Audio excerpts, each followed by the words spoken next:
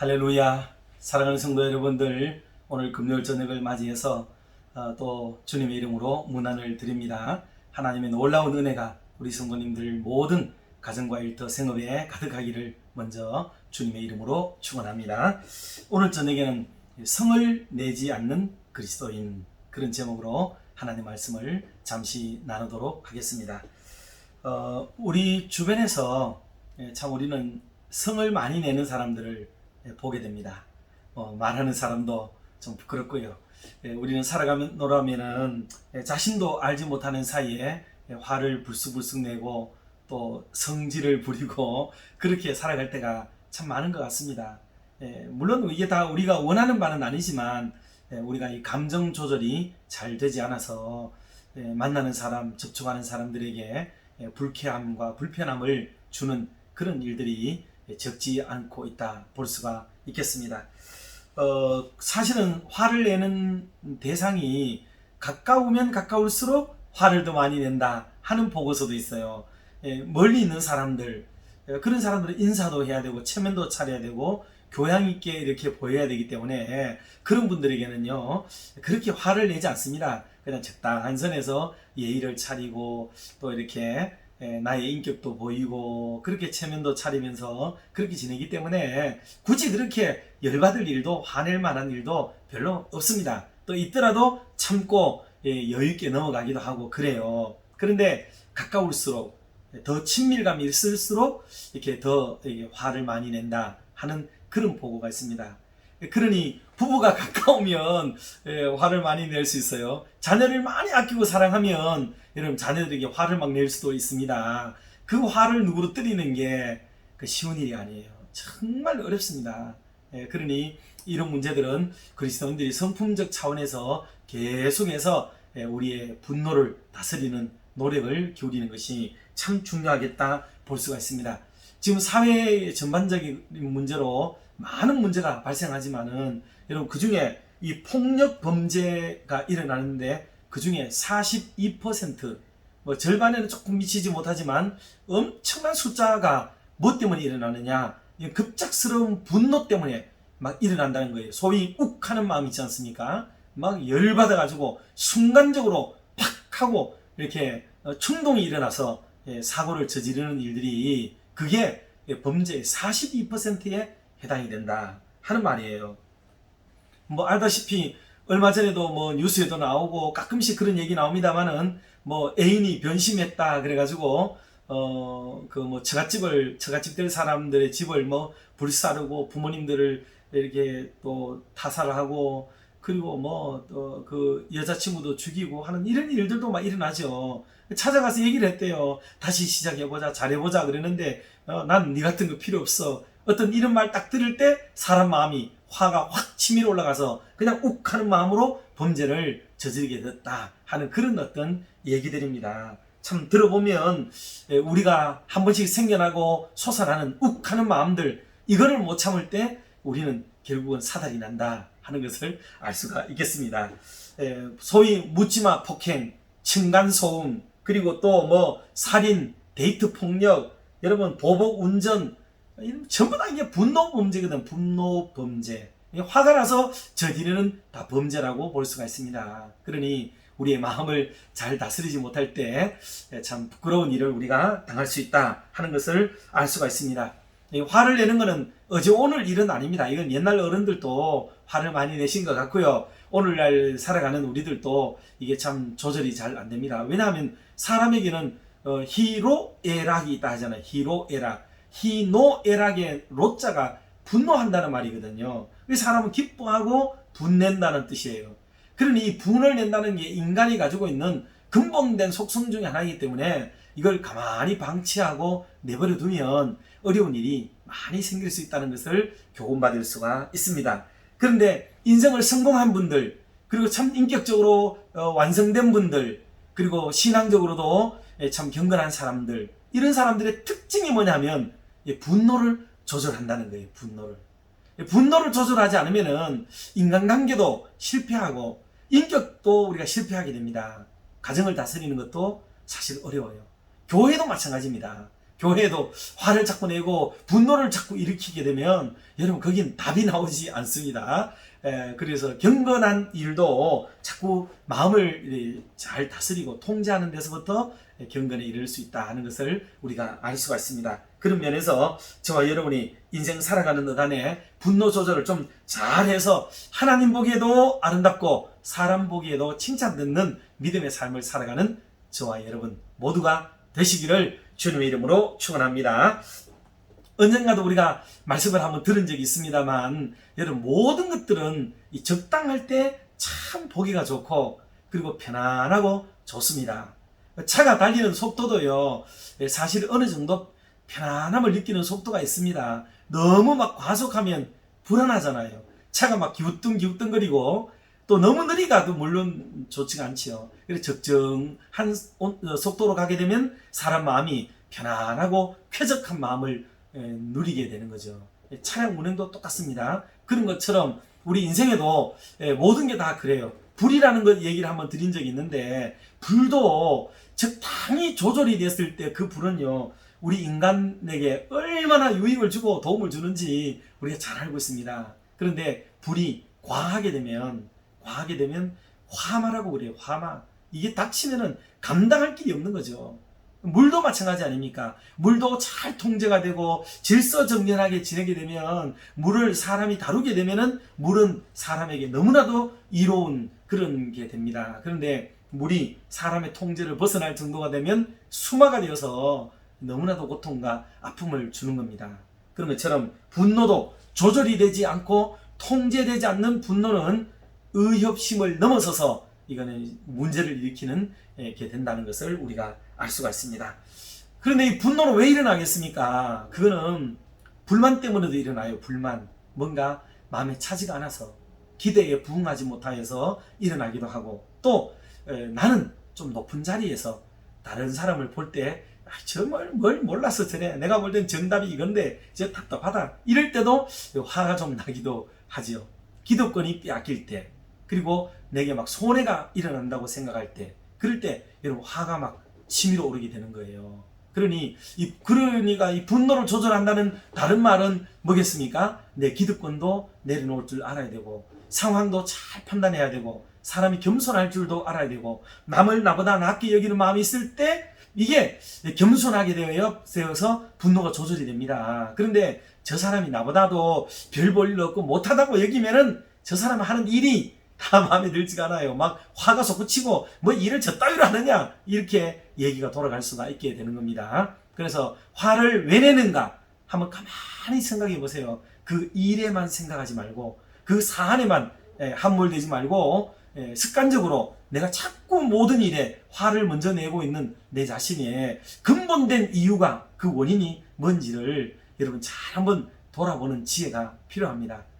화를 자꾸 내게 되면 사람의 건강도 상한다고 그래요. 건강 들으셨죠? 그래서 모든 게 다 암이 일어나는 게 모든 게 다 그것 때문은 아니지만 암이 발생할 때의 상당수의 이유가 뭐냐면 그의 마음속에 상처, 이게 분노, 또 우울, 속상함, 억울함, 뭐 어떤 불편함, 스트레스 이런 것들이 해소되지 않았기 때문에 세포 조직에서부터 엉겨서 이런 심각한 문제가 나타난다 하고 원인을 얘기합니다. 화를 많이 내면 위장도 막 안 좋고요. 속이 불편합니다. 그리고 정신적으로도 고통이 막 계속 가중되죠. 이게 참 너무나도 견딜 수 없는 힘겨움이 우리에게 일어나게 되는 거죠. 그래서 분노를 조절하는 것은 정말 중요합니다.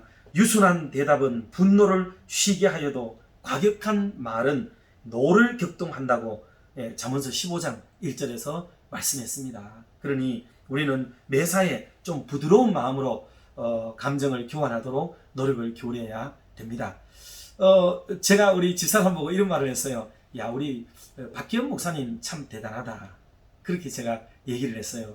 왜냐하면 제가 설교를 하는 사람이기 때문에 그걸 알아요. 설교를 하다 보면은 이 감정이 막 욱하게 일어날 수가 있거든요. 그거는 막 자기 열심히 너무 막 치우치고 뜨거운 마음이 막 일어나고 그 감정을 이입시켜서 하다가 보면 그렇게 된다고요. 그런데 우리 박기영 목사님은 설교를 하면은요, 이게 뭐 화를 낼 만한 데 가서 씩 웃고 설교를 해. 정말 대단합니다. 정말 존경스러울 정도예요. 네, 분노를 조절한다, 감정을 조절한다 하는 것은 이건 쉬운 일이 아닙니다. 그래서 제가 우리 부목사님이지만 내 마음속에 참 귀하다, 참 하나님이 기뻐하는 메신저로서의 사역을 하는 분이구나, 그런 생각을 가질 때가 좀 있습니다. 물론 항상 그게 다 좋은 건 아닐 수는 있어요. 그렇지만 저와 상대해서 생각해 볼 때 이 점은 나와 비교해 볼 때는 너무 우월하고 참 탁월한 은사고 재능이구나, 그런 생각을 가져보았다, 그 말입니다.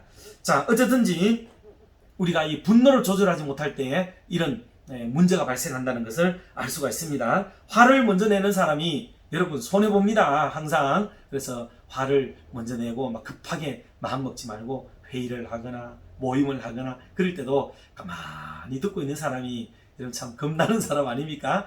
잘 듣고 있다. 누가 아이고 그래 저 집사님 어떻게 생각합니까? 하고 물어볼 때 그때 이런 한마디 저는 이렇게 생각합니다 하고 말을 꺼내는 그런 부드러움과 여유로움이 여러분 있으면 노를 다스리는 사람이 됩니다. 그런데 남이 말하기 전에 먼저 툭툭 나가서 막 얘기를 먼저 하게 되면 옳을 것 같지만 아닙니다. 진짜 고수들은 다 뒤에 있어요. 다 뒤에서 가만히 이쪽 저쪽을 판단하고 있다가 나중에 중립적이거나 중화적인 화목적인 차원에서 넉넉한 말을 꺼내는 이런 대화법을 구사를 하게 되므로 세상에서 성공하는 삶이 되기도 합니다. 이런 지혜를 우리가 배워야 되겠습니다. 노하기를 속히 하는 자는 어리석은 일을 행하고 또 악한 계교를 꾀하는 자는 미움을 받느니라 라고 잠언서 14장에도 말씀을 했습니다. 게다가 노하기를 더디하는 자는 크게 명철하여도 마음이 조급한 자는 어리석음을 나타내느니라 라고 잠언서 14장 29절에도 말씀을 했습니다. 그러니 이게 화를 내는 것은 좋지 않다 하는 것을 기억해야 되겠어요. 그리고 이 분노가 여러분 인격에도 지장을 주는 건 아시죠? 마음의 상처도 주고 인격적인 삶을 정상적으로 살아가지 못하도록 만드는 원인이 되기도 하다는 것을 알 수가 있습니다. 참 안타까운 일이에요. 사실 인격 장애라는 말을 한 번씩 들어보시잖아요. 좋은 말은 아니지만 그런데 사람의 정상적인 사람이라면 이런 상황에서 이렇게 생각하는 게 정상적이라고 말할 수가 있는 어떤 게 있어요. 그런데 이런 인격적으로 우리가 문제가 있게 되면 똑같은 일, 이건 아무것도 아닌 일, 누구나 다 쉽게 생각할 수 있는 일도 막 이상하게 생각을 하고 고깝게 생각을 하고 삐딱하게 생각을 해가지고 엉뚱한 대로 결론이 도달하게 되는 경우를 참 많이 볼 수가 있습니다. 이런 게 심각한 문제를 가져오게 돼요. 그게 왜 그러냐면 화를 자꾸 내고 뿔을 자꾸 내면 그런 인격이 형성이 될 수 있습니다. 화를 자꾸 내는 게 좋잖아요. 그래서 사춘기 때 애들이 화를 많이 냅니다. 왜냐하면 인격이 온전히 성숙되지 않았을 때이기 때문에 그런 일이 벌어져요. 그런데 그때 자꾸 자극을 해가지고 막 화를 더 내도록 만들고 막 이러면은 그 인격 형성에 문제가 되겠죠. 그래서 이따가 나이로 성장하게 되는 이유가 그렇게 될 수가 있습니다. 그럴 때는 더 어른이, 더 너그러운 사람이 넉넉하게 대함으로 그것을 포용하고 안아줄 수 있는 그런 마음을 갖는 게 중요합니다. 마지막으로 이게 화를 내면 하나님의 의를 이루지를 못해요. 여러분 다른 세상의 일도 다 마찬가지지만 하나님의 일이 화나서 한번 한다고 생각해봐요. 여러분 어떤 결정을 하겠어요? 예를 들어서 목사와 장로님들이 막 화를 내면서 단결을 한다고 생각해보세요. 그러면 뭔 일을 결정할 때 막 퉁퉁 불어가지고 그럽시다 저럽시다 그건 안 돼요 막 이렇게 얘기했다 하면은 그 분노스러운 상황에서 내리는 결정이 그게 은혜가 되겠습니까 또? 그리고 막 화가 나가지고 결정을 내리는 그 결정이 어떻게 하나님의 영광이 되고 그게 어떻게 기쁨이 되고 성령의 생각이 될 수가 있겠습니까? 다분히 감정적이 될 수밖에 없는 거죠. 그러니 화를 내서는 뭘 결정하는 게 좋지가 않다는 것을 알 수가 있습니다. 넉넉하고 부드러운 마음으로 해야 되고요. 하나님의 일을 할 때도 마찬가지 아닙니까? 모든 봉사가 화를 막 내면서 하게 되면은 놔둬라 내 혼자 하란다 이렇게 하게 되면 여러분 그게 잘하는 게 아니잖아요. 아이고 좀 우리 백지장도 맞들면 낫다는데 같이 해. 좀 와서 같이 합시다. 이렇게 해서 서로 둥기둥기 해가지고 하도록 하는 그런 넉넉한 마음들이 있어야 교회가 은혜롭고 좋은 거지. 화를 많이 내면 하나님의 일도 또 이루지 못하고 하나님의 영광도 드러낼 수 없다 하는 것을 우리가 알 수 있습니다. 혹시 남들과 다르게 화를 자주 내는 우리 성도님들이 계십니까? 여러분, 그러면 다른 것보다도 우선적으로 내 마음을 좀 치료하세요. 마음에 안정을 주시고 마음에도 쉼을 주시고 마음을 가라앉히시고 막 다른 일과 다른 사람과의 대화에 너무 열정적으로 막 개입하라고 끼어들고 막 앞서서 뭐 하려고 하지 않으셔도 돼요. 먼저 내 마음을 차분히 가지시고 내 마음을 다스리기 위해서 기도하시고 다른 사람의 뭐 들보가 아무리 보여도 여러분 거기에 너무 몰입하지 마세요. 그러면은 불타고 나는 인생이 됩니다. 좀 넉넉하게 하나님이 다 살아계시고 하나님이 다 역사하시고 하나님이 작용을 하시고 자금을 하고 또 역사하시고 계시는데 굳이 우리가 다 나서가지고 열내고 뭐 그렇게 안 해도 괜찮습니다. 하나님이 일은 내가 하나가 그렇게 안 해도요 잘 돌아갑니다. 그러니까 걱정하지 말고 하나님의 일하심에 내어 맡기고 이렇게 해서 분노를 좀 조절하고 나를 한 템포 또 한 걸음씩 약간 양보하면서 뒷선에서 한 번 더 자기를 돌아보고 생각하는 그런 여유로움이 우리에게 필요합니다. 이런 시간들이 조금 누적이 되면 이제 그 습관화되고 일반화되면서 우리가 하나님의 일을 감당할 때 아름답고 귀한 마음으로 감당을 할 수 있는 그런 은혜가 있게 됩니다. 말씀을 마치면서 사랑하는 성도 여러분, 우리가 주님의 일을 하든지 또 집안의 일을 하든지 여러분 회사에서 일을 하든지 무엇을 하든지 이왕이면은 좀 웃으면서 사는 게 좋겠고 또 넉넉한 마음으로 바라보고 하시는 게 좋습니다. 화를 너무 빨리 내거나 급하게 이렇게 내지 않도록 여러분 조심하십시오. 그게 큰 손해가 된다는 것도 우리가 기억을 해야 되고 인생 살아가다가 보면 옳고 그런 일보다도 더 중요한 문제가 바로 어떤 일을 대하는 그 사람의 태도에 있어요. 태도. 그 사람의 태도가 얼마나 부드럽고 온유한가가 그 사람을 판단하는 아주 중요한 가늠자가 돼요. 똑똑한 사람이라고 해서 항상 인정받는 줄 아십니까? 아닙니다. 똑똑한 사람들요 더러 불편하게 생각해요. 사회에서는 그걸 좋아하는 게 아니고 인격적으로 완성도가 높은 사람을 훨씬 더 좋아한다 하는 것을 마음에 담고 하나님의 거룩한 일을 할 때도 그런 마음으로 감당을 해서 하나님께 칭찬 듣는 그런 우리 온 성도님들 모두가 다 되시기를 주님의 이름으로 축원합니다. 기도하겠습니다. 은혜로우신 하나님 아버지 감사합니다. 오늘 밤도 저희들이 하나님의 말씀 앞에 앉았습니다. 말씀을 듣는 중에 우리 자신들을 가만히 돌아봅니다. 감정을 주체하지 못하고 특히 분노를 조절하지 못함으로 인해 내가 속해 있는 가정과 교회에 혹은 동료와 이웃과의 관계 속에 서로를 힘들게 한 적은 없는지 돌아봅니다. 매사에 다른 사람의 탓으로만 모든 문제의 원인을 돌렸지만 실상은 나 자신에게 문제가 있었던 것은 아닌지 또한 살펴봅니다. 이제는 보다 더 너그럽고 여유 있으며 안정된 태도와 자세로 매사에 임해서 만나고 접촉하는 모든 사람에게와 상관하고 있는 모든 일에 임함으로 주변을 밝고 환하게 만들며 신바람을 일으키는 그런 은혜의 사람들이 되도록 인도해 주시옵소서. 결코 나 때문에 감정 대립으로 또 분노로 치달아가게 하는 일이 발생하지 않도록 주의 성령께서 특별히 우리 각자의 마음을 단속하여 주시옵소서.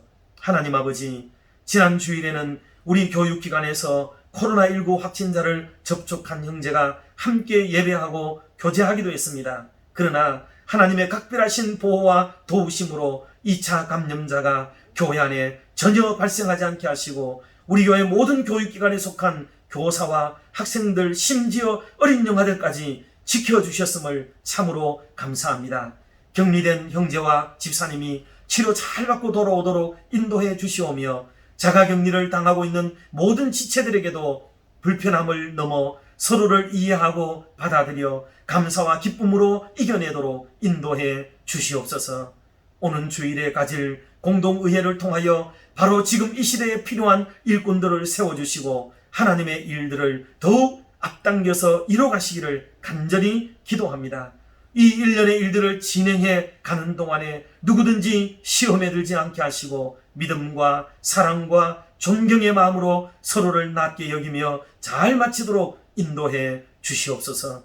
또한 다음 주간부터는 교회 세선장을 시작하려고 합니다. 이 사역도 주님께 의탁합니다. 맡은 분들이 최선을 다함으로 하나님 보시기에 아름답고 온 성도들이 만족할 만한 결과를 얻을 수 있도록 저들에게 선한 충성심과 지혜로 채워 주시옵소서. 여전히 육체의 질병으로 인하여 고통스러워하며 경제적인 문제로 힘들어하고 상호간의 관계로 인하여 불편해하는 모든 지체들을 일일이 찾아가 주셔서 모두가 믿음의 장부답게 떨쳐버리고 일어서 힘차게 전진하는 삶을 살아가도록 허락하여 주시옵소서. 이 밤에도 우리와 함께 하시는 주님을 찬양하며 이 모든 말씀을 주 예수 그리스도의 이름으로 기도드리옵나이다. 아멘. 사랑하고 축복합니다.